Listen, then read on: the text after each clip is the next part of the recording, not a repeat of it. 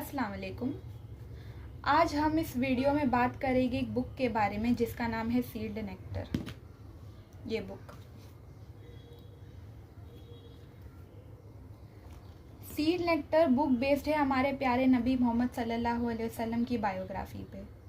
जो लोग ये बुक पढ़ चुके हैं उन्हें शायद इसके कॉन्सेप्ट समझने में थोड़ी प्रॉब्लम हुई हो, स्पेशली स्टार्टिंग के कुछ कॉन्सेप्ट्स, तो वो क्लियर करने के लिए मैंने ये वीडियो बनाया है।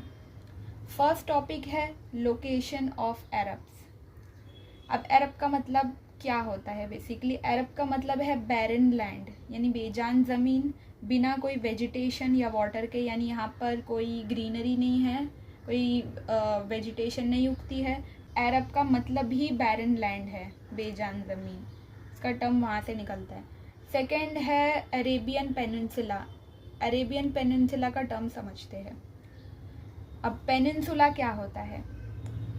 पेनिनसुला मतलब एक ऐसा लैंड जो तीन तरफ से पानी से घिरा हो और एक तरफ से लैंड हो। नॉर्थ में जो है अरब के लैंड आ रहा है, जो सीरिया और इराक के सिर्फ नॉर्थ में ही लैंड आ रहा है, तीनों तरफ उसके सी ही मतलब पानी ही पानी है। पर्शियन गल्फ अभी क्या होता है, पर्शियन गल्फ भी एक पानी की ही जगह है, बट ये गल्फ आ गया। अब गल्फ समझते हैं क्या होता है? गल्फ मतलब ओशन का वो हिस्सा जो लैंड के अंदर जाता हो। मैंने एक रफ सा मैप बनाया है आपके समझने के लिए, जो बहुत ही रफ है। आई होप इसमें समझ में आए आपको। ये है सऊदी अरब। अरब एक पेनिनसुला है क्योंकि इसके तीनों साइड वाटर आता है। सिर्फ एक जगह लैंड है, वो ऊपर के साइड है, जो सीरिया और इराक आता है ऊपर के साइड, लेकिन तीनों साइड से वाटर है, इसलिए ये अरेबियन पेनिनसुला है। और ये पर्शियन गल्फ है। गल्फ इसलिए है क्योंकि ये पानी का हिस्सा है, ये ओशन का हिस्सा है जो लैंड के अंदर आ रहा है, इसलिए ये हुआ पर्शियन गल्फ, ठीक है, जो एक वाटर है। अब क्यों हमारे लिए अरब की लोकेशन जानना ज़रूरी है? पहले तो वो बैरन लैंड है, वहाँ कोई वेजिटेशन या फार्मिंग नहीं है, तो वो बेसिकली एक गरीब कंट्री थी। बाय द वे वो टाइम पे ऑयल भी नहीं निकलता था अरब में, तो ऐसी पुअर कंट्री कौन ही विज़िट करना चाहेगा। तो वहाँ कोई फॉरेनर्स आते नहीं थे, और ये लैंड तीन साइड से पानी, तो किसी के लिए वहाँ ट्रैवल करना भी मुश्किल है। और क्योंकि ये कंट्री गरीब है, इन्वेडर्स भी यहाँ आना पसंद नहीं करते थे, क्योंकि लूटने के लिए कुछ होना भी तो चाहिए लैंड में। तो यहाँ के लोगों को किसी का भी अटैक का डर नहीं रहता था।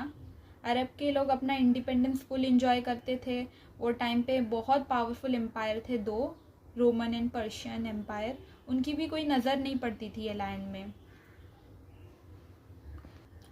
आप लोग को एक और इंटरेस्टिंग फैक्ट बताना चाहूँगी जो शायद ये बुक में है नहीं। जब कोई कंट्री में फॉरेनर्स या ट्रेडर्स नहीं आते तो वहाँ की लैंग्वेज बहुत प्रिजर्व्ड रहती है, बहुत खालिस रहती है। वैसे ही जब किसी कंट्री में ज़्यादा माइग्रेशन होता है, ट्रेड होता है, या फॉरेनर्स आते हैं किसी कंट्री में, तो वहाँ की लैंग्वेज में बहुत असर पड़ता है। फॉर एग्ज़ाम्पल अगर हम लोग इंडिया का लेते एग्ज़ाम्पल, इंडिया वैसे तो हर स्टेट में अलग अलग लैंग्वेज बोली जाती है इंडिया में, लेकिन पहले के टाइम पे संस्कृत बहुत मेन लैंग्वेज थी इंडिया की। बट क्योंकि इंडिया में बहुत सारी नदियां हैं, फर्टाइल लैंड और अच्छी वेजिटेशन और फार्मिंग है, मतलब बेसिकली इंडिया वो पहले के टाइम पे बहुत ही रिच कंट्री होती थी, तो सब वहाँ फॉरेनर्स आना चाहते थे, सारे लोग वहाँ आके बसना चाहते थे, ट्रेड करना चाहते थे। अब इसमें लैंग्वेज में क्या फ़र्क पड़ा? जब अरब ट्रेडर्स भी सदियों तक इंडिया के वेस्टर्न कोस्ट पर आते रहे, पर्शियन फिर ब्रिटिश राज चला, फिर दो कंट्रीज़ के बीच जब ज़्यादा ट्रेड होने लगता है या इन्वेजन होता है, तो लोग एक दूसरे की लैंग्वेज और वर्ड्स अपनाने लगते हैं। तो जो हम आज हिंदी लैंग्वेज बोलते हैं वो एक्चुअल में संस्कृत, पर्शियन, अरबिक और तुर्किश लैंग्वेज का मिक्सचर है। तो इस तरीके से अरब की लैंग्वेज बहुत स्ट्रॉन्ग हो गई। बाय द वे फॉरेनर्स आते थे, लेकिन मक्का में आते थे हज करने के लिए। वो टाइम पे भी हज होता था, वो टाइम आइडल्स होते थे हज पे, तो लोग आते थे और अरब में मक्का में ही विज़िट करते थे फॉरेनर्स, और कहीं नहीं जाते थे। हुजूर सल्लल्लाहु अलैहि वसल्लम के टाइम पे अरबी ही बोली जाती थी, लेकिन डायलेक्ट्स अलग थे। कुरान नाजिल हुआ हिजाज़ के लोगों की ज़ुबान में।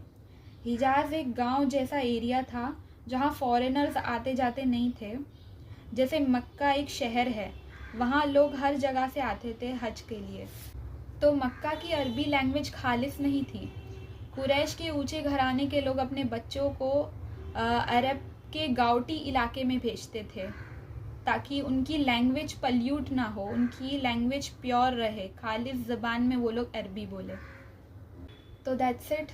नेक्स्ट वीडियो में कवर करेंगे आगे के topics. Thank you so much.